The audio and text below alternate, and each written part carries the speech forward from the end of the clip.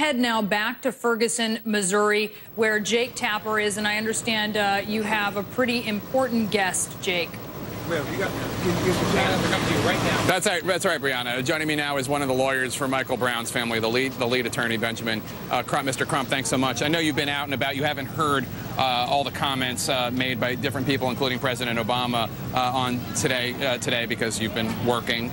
But I guess more generally, what have you heard from the Justice Department? They have launched an investigation into whether civil rights were violated. What else have they told you? Well, the family and a lot of people in the community have a great distrust in the local law enforcement agencies. So we have asked on several occasions that we want the Justice Department to take over the entire investigation, that is doing the independent autopsy, that's doing an independent investigation, doing independent examination of witnesses, because witnesses are not coming forward to the local law enforcement agencies because after you all leave, they got to live here and they feel intimidated. What did you gather? What was the most important thing that you think came out of this independent autopsy that the family requested? What was most significant for you? Well, Jake, understand that the family needed to do their own independent autopsy because we did not get verification from the Justice Department to just recently that they were going to do their independent autopsy.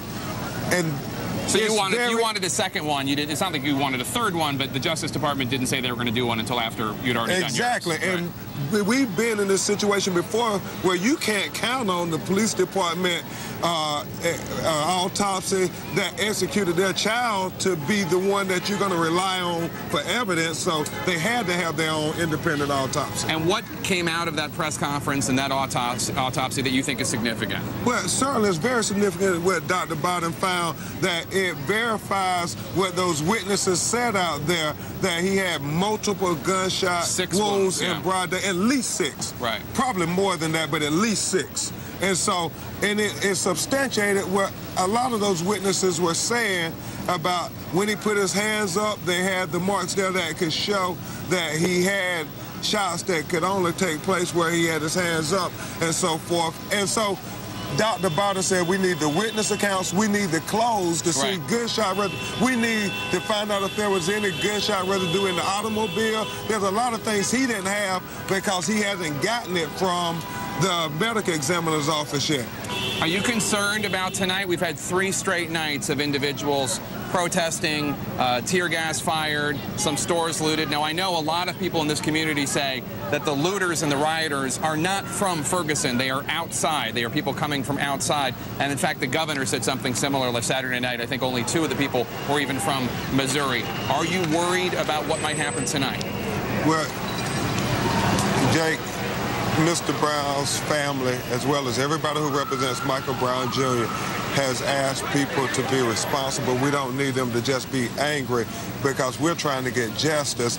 And when they're irresponsible, that takes people away from the focus of justice for an unarmed teenager being shot and executed in broad daylight. That is what's so troubling. And people are emotional about it, Jake. Some people will never understand what these parents have to go through every day just praying that their child will come home. And the fact that they could be executed in broad daylight is troubling to many people in America. Some people would never have to worry about that scenario, but some parents have to worry about it every day. What's your response? What's the family's response to the fact that apparently Officer Wilson, his version of events is that Michael Brown was, in his words, bum rushing him? Where did you get that from? Did you get some police report or something? We did not get it from a police report. From some radio caller who nobody knows, because you all have had eyewitnesses come forward. So we got to be transparent. We can't let people spin stuff.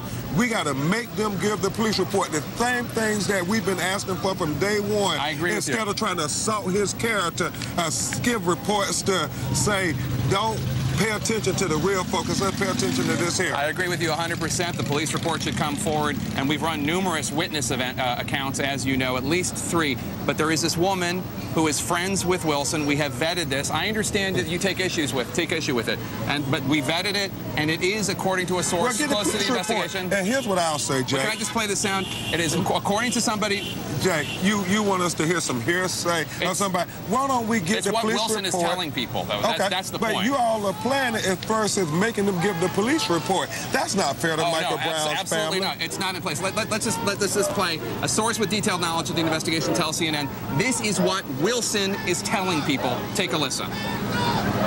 And as he stands up, Michael just bum rushes him, just shoves him back into his car, punches him in the face, and then, of course, Darren grabs for his gun, and Michael grabs the gun. At one point, he's got the gun totally turned against his hip, and Darren, shoves it away, and the gun goes off. Step back. Now, I understand. This is not a substitute for Mr. Wilson, Officer Wilson coming forward himself. It's not a substitute for the police report. But this is, according to a source with detailed knowledge of the investigation, what Wilson's version of events is.